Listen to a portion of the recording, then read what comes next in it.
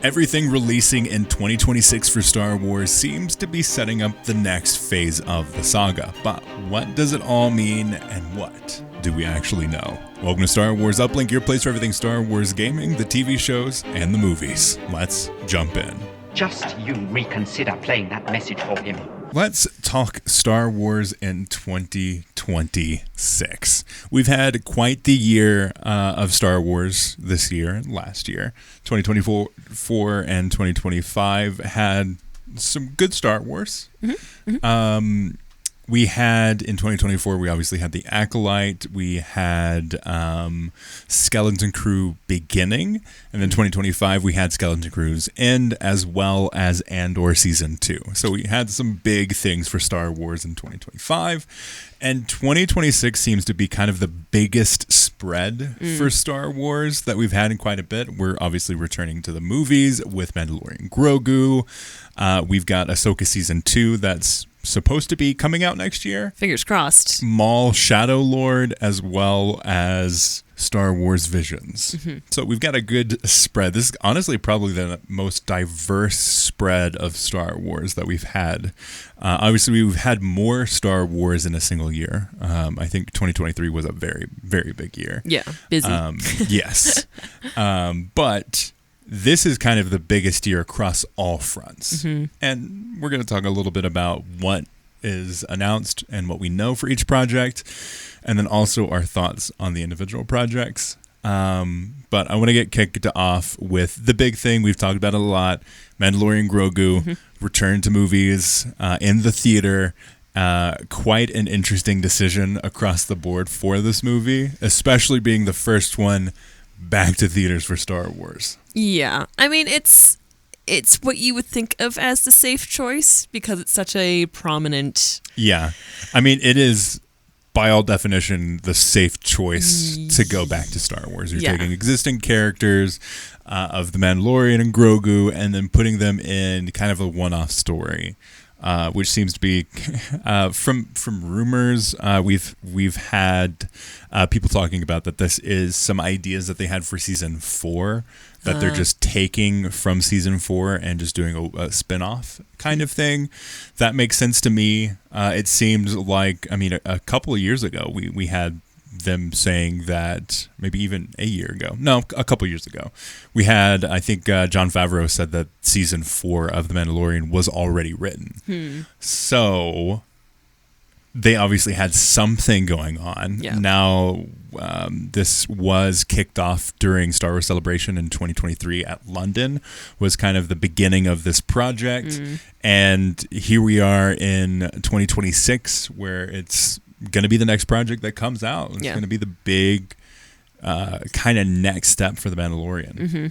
It's definitely kicking off the year. This is the first thing that's coming out, correct? Of the year? I think in May, yeah. Okay. I think, as far as I know, this is the kind of big moment for Star Wars. We don't actually have a release date for Ahsoka Season 2. Okay. But we do have, this is coming out in May. Okay. So that's kicking us off, a big bang of movie. So that'll be interesting. And what a way to start kind of this new transition into, movies for Star Wars and just kind of a different feel, I think. Yeah. Like stepping away from what we've always known as Star Wars, of like the drama and the trilogies and that kind of thing. So this will be interesting. Yeah, this is definitely a different style of thing for Star Wars. We've never seen it go from TV show to movies. Yeah. We've seen with the Clone Wars movie go from movies to TV, but we haven't seen it kind of go back into the reverse. I mean, even the kind of spiritual sequel season of like Ahsoka Season 1 was kind of a sequel to Rebels, but that was an animated show to a live action TV show, basically. Right. But we haven't seen anything to this level of, oh, look, we've got a Star Wars TV show that's been very successful, but kind of waned off at the end. Now it's going to the big screen. I did talk to a lot of people that said that they love The Mandalorian. They didn't know there was a third season and didn't necessarily have any interest in it. Oh, wow. And I've also talked to people that said, oh, hey, I went from Mando Seasons 1 and 2 to Mando Season 3, and hated it. Right. What happened to Grogu? Right. And not realizing that you have to watch the Book of Boba Fett. And I think that's going to be a big problem with this movie. I mean, my opinion, there's a lot of problems with this, like fundamentally, from the rumored and leaked story to just the creative decisions behind the screen, or behind the scenes, really. But one of the big things is, and I don't have a lot of trust in Jon Favreau and Dave Filoni with this, is making it feel like a one-off project that obviously, if you've watched The Mandalorian and Grogu, you know what's going on as a whole, but you should be able to go into this project without any kind of understanding. Yeah. What they've shown that they can't really do is make something that stands on its own two legs. Yeah, I see what you mean. Because, like, the Book of Boba Fett couldn't stand on the idea of it being a Boba Fett show. Mm-mm. It became Mandalorian Season 2.5 and also those Boba Fett. Yeah. And we've seen this time and time again with Obi-Wan Kenobi. I don't know if it's the gumption, I don't know if it's the belief in the story or the characters or what's going on behind the scenes of the motivations on these things, but they have continued to say, we don't trust our characters or our stories to bring these things forward. Mm-hmm. So that's going to be the biggest thing of, like, can you, without understanding the whole of Star Wars, get into this and understand things? Yeah, let alone care about the characters. Yeah, let alone can someone who's never seen a single Star Wars thing, for one, and a single Mandalorian thing. Like, can someone just randomly come into this and if you only like the Star Wars movies, can you get involved with this and enjoy this? Yeah. Because that's kind of the audience that is going. Alex and Molly at Star Wars Explained talk about Star Wars as this funnel where you have the movies at the top, then you have the live action TV shows, and then you have, like, the video games and the animated shows, and then there's the comics, and then there's the books. Yep. So you have this big funnel of, like, everyone watches the movies. So you need to have a general understanding of the characters, their motivations, and all of that stuff to make sure that they are getting into the seat and riding along with you and your characters. Yeah. That's going to be a struggle, especially if you've never watched Rebels or you've never watched Clone Wars, which they lean very heavily on. It'll be interesting to see, especially because we just haven't seen movies done that way in a hot minute. So we'll see if they get it right. There's a lot riding on this too. There's a lot. Just even in that one aspect, like, we'll see if they get that right. We'll see. Yeah, and that's obviously the biggest part. Can you watch this movie and understand it and get involved and care about the characters and care about the story without having to know all the other things with Star Wars and not relying on these kind of, like, very above and beyond fan service moments? Yeah. And that's going to be a struggle. Following that, very similarly, we have Ahsoka Season 2, which the first season barely did anything from a story perspective. The characters didn't grow that much. The actual, like, plot that they had went from one direction and basically back to that direction. Yeah. Where you had characters here and characters here, swap places, very little character growth that we see. We're told character growth happens, but we don't actually see it happen. Ouch. Yeah. So that's a big problem. What we've heard is that season 2 of Ahsoka is going to wrap up the loose ends of that first season, which I find is going to be a daunting task, in my opinion, because that whole first season is just loose ends. Yeah, every single character is a loose end. Yeah. Like, wow. Yeah. With very little setup. Like, it was very much like, if you don't know what the heck is going on or who these characters are from the beginning, well, good luck. Yeah. So, yeah. I don't know how they're going to manage that. I don't either. And we've got Balin's character getting recast. We've got from rumors and quote-unquote leaks, we've heard that they had a specific plan for how season 2 was going to go.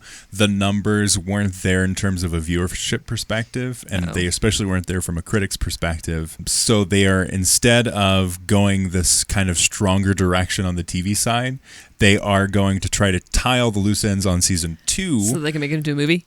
So they can stop that kind of story thread and focus more on the movies. Okay.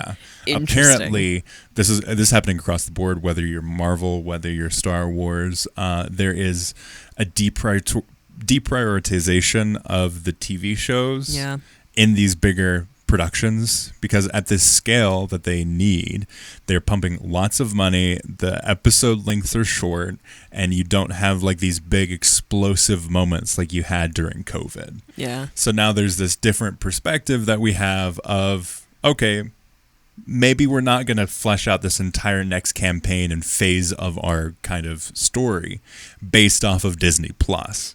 We're instead trying to make that transition with Mandalorian Grogu, with Starfighter, with Dawn of the Jedi, with like all of these other things. Like, how can we push forward these ideas on the movie front without having to rely on the TV shows? Mm-hmm. And I think that overall is going to be a good direction. Yeah, but right now they just have to clean up the messes that they made. Yes, because they didn't have a plan, and also they didn't fully give their creatives the direction necessary, I think. Yeah. Or let them kind of do the Andor thing where and like a lot of the fans of The Mandalorian like to say, oh, you use Andor as this example, it's so boring, blah blah blah, I don't want everything to be like Andor. It's fine if nothing is like, I would love if all Star Wars went the Andor route personally, but I can respect that if you don't necessarily like Andor, you might not be interested in that specific flavor of Star Wars. But I'm saying Andor like in the motivations of telling a good story, first and foremost, having something that you want to say, and then accomplishing it through a very robust and confident story. Yeah. And I think that's what's been lacking with Star Wars. It's been a very shaky, unconfident, like, do you guys really like this? Oh, okay. Well, you don't like it. Okay, never mind. We won't do that. Yep. It's been very reactionary instead of proactive. Yeah. And then we have like highlights of like the Skeleton Crew, which also ended this year in January. And we've got Andor that ended this year as well. We've got these kind of strong examples of like motivated, confident storytellers and directors going into this world and using those building blocks in really fun, fascinating ways. So hopefully we see more stuff like that. I do wonder though, like what the end goal is when you have the first return to the theaters be this kind of cash grab. Mm-hmm. Yeah, Ahsoka's going to be interesting because it feels like they're just going to wrap it up and kind of package it and put it to the side. I feel like the pacing's going to suck. Yeah. I mean, my hope is that they give it a nice little wrap up. Mm-hmm. That's about all I can hope for. I don't expect it to be anything wow or anything really special. It felt like it could have had. Yeah. This feels like... But now it's like, okay, let's just sweep that under the rug and move on to what will actually make us money or something. Yeah. This feels like when you have a test and you maybe like, let's just say you had a test and instead of the 3 weeks that you had to prepare for the test, they're like, actually, we're going to give you a week. Yeah. And I feel like that's what's going to happen with Ahsoka Season 2 is they had this kind of plan and idea for like a broader setup, a longer, slower burn kind of thing to flesh out that time period because they seem terrified to actually progress time in any way. And then they're like, oh, crap, actually, we're only going to get one more season of this. We'll see what happens, but let's just pretend we're closing everything up, which I think is going to be a shame. Yeah. But I think it's overall going to be good for that experience. I feel like they could leave some of like the really big plot stuff alone, like Thrawn stuff. I feel like they could honestly not touch that and let that sit. I hope they don't try to wrap that up. But I'm also on the other hand tired of them setting up these big cameos and things happening. Like look at the Acolyte. You've got freaking Darth Plagueis running around the galaxy and we probably will never see what happens with that. Yeah, no. We've got Darth Maul at the end of Solo that happened and we're probably never going to see anything like that fleshed out to the degree that we want. Yeah. we've got all of these big things that they keep on trying to shoehorn in without any expectation or plan to flesh it out further, which is disappointing. It is. I don't know. Like I hope we get to see some more direction from these things. I just don't expect to see it from Ahsoka. But like you're saying, I hope that they leave Thrawn to himself. Yeah. Because Thrawn is such a strong character that Dave Filoni just misses the whole idea of. And I hope that they leave him in the galaxy for something bigger. Yeah. There's still that Dave Filoni movie that we're supposed to get, and that's what theoretically the Mandoverse time period was going to be setting up. And I could see that ultimately being the goal that they had in mind before the Mandalorian Grogu happened was Mando season 4, Ahsoka seasons 2 and 3, and maybe another spinoff that connects everything to set up for Mandalorian's turn in the big spotlight of the theater experience, that to be kind of the end goal. Right. But instead of that, we're going to be getting kind of this push, probably earlier than was expected or needed. But hopefully with Mandalorian Grogu, they can go that route with that timeline. Because I would much prefer to see them constrained in the form of a movie. Yeah. You've got 2.5 hours tops, basically, to tell a story that's cohesive. And if you can't tell it within 8 hours or 6 hours of content, like I feel like having more constraint on that time period, like length of whiteboard to explore, is a bit better because it makes you kind of kill your darlings more. Yeah, ideally, yes, with a competent storyteller that would put constraints on your stories. Yeah, the worry about any of that is just what they're going to do to these characters, and I mean they've already kind of not given enough credit to. They really need a good bad guy. Yes, they do. They're struggling. They're struggling with some writing. We've only had Palpatine as bad guy. Yeah, and now we keep shoehorning in people that we know of but haven't ever really seen on the screen, and now it's like no one's committing to the bit. Yeah, and they're saying like the problem with Thrawn and Ahsoka is they're saying that he's this mastermind instead of actually showing it, which is what happens in the books. And like so many fans of Thrawn are fans of Thrawn through the books because that's where he was introduced since the 90s. And there's this understanding of him as a character being this masterful tactician that wins all of the fights because of the thought put into it. And when you have a less than competent storyteller utilizing that character in the form of Ahsoka, you don't see him to his strengths, and it's hard to make the audience believe that he is going to be a threat. A threat, yes. Which is what needs to happen if you're going to have him be the villain. Yeah. You need to showcase that. But then it's also complicated because this is taking place in between the original trilogy and the sequel trilogy. So at some point during this timeline, you need to set up Palpatine, which complicates everything because Thrawn's original character arc is this kind of like... he's the character that takes the idea of what the Empire was after the Empire fails, takes those remnants, takes those warlords, and tries to become the heir to the Empire. Right. Bring this forward. And this is in basically continuing with his own specific flavor, the actions of Palpatine. The problem is now those actions have to be to Palpatine himself. Right. Because you need to, at some point during this time frame of that like 10 to 15 timeline period years, set up Palpatine and the rise of the First Order and all of that stuff. Oof. Because otherwise it starts to complicate the waters. Which complicates Thrawn's character, which that's the struggle that they have here, and I understand why they are fearful of progressing that timeline because I don't think that they know what to do with these characters yet. Which is fair. But maybe we should have thought of that before we made a whole show about it. Or I don't know, put Palpatine as the villain again. That probably could have gone better. Yeah. Tying this off, we've got two animated things though. We've got Maul Shadow Lord, which we were joking before we started recording that it's kind of a dumb name.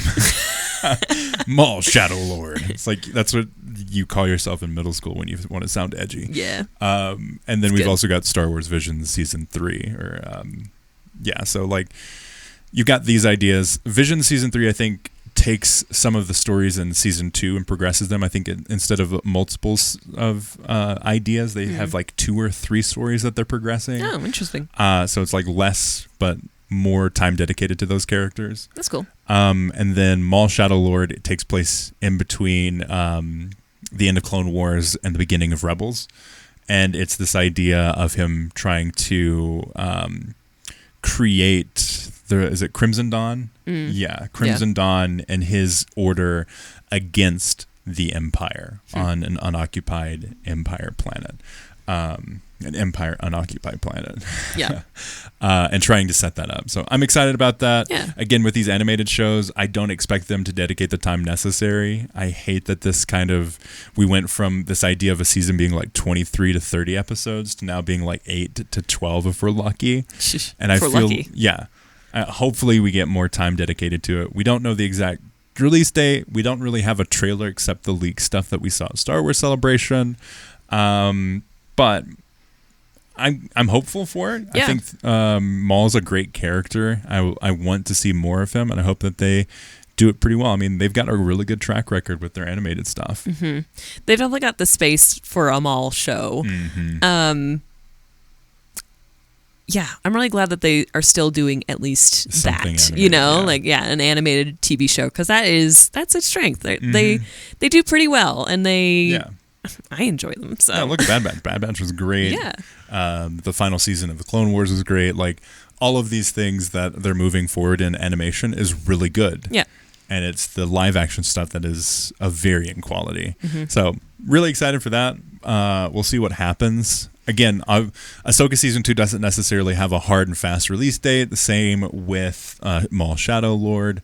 The only thing that we have like a firm release date on is Mandalorian Grogu, and that's coming out in May. Right. So we'll see. But let us know your thoughts. What are you most excited about? What do you think about the slate of things in 2026 for Star Wars? Let us know in the comments below if you're watching this on YouTube, or contact@uplinkpodcast.com if you're listening to this wherever you find podcasts. As always, thank you for listening, and may the Force be with you.